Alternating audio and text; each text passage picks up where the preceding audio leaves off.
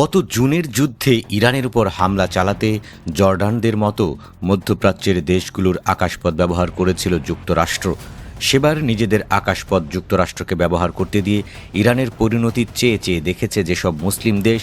মার্কিন president Donald ট্রাম্পের ক্রমাগত হুমকিতে ইরানের উপর আবারও হামলার আশঙ্কা বাড়ছে, যার কারণে আবারও মধ্যপ্রাচ্যের মিত্র দেশগুলোর আকাশসীমা ব্যবহার করতে চাইতে পারে যুক্তরাষ্ট্র।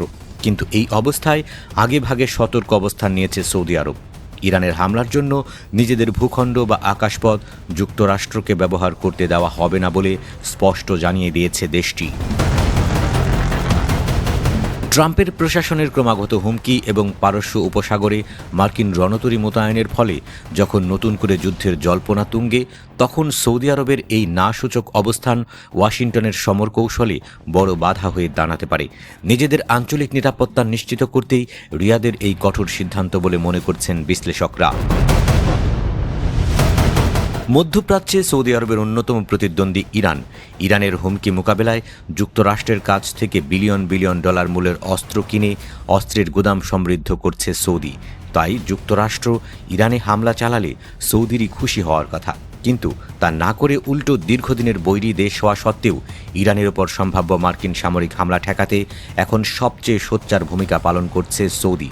কাতার ও ওমানকে সাথে নিয়ে ওয়াশিংটনকে যুদ্ধ থেকে বিরত রাখার আপ্রাণ চেষ্টা চালাচ্ছে রিয়াদ।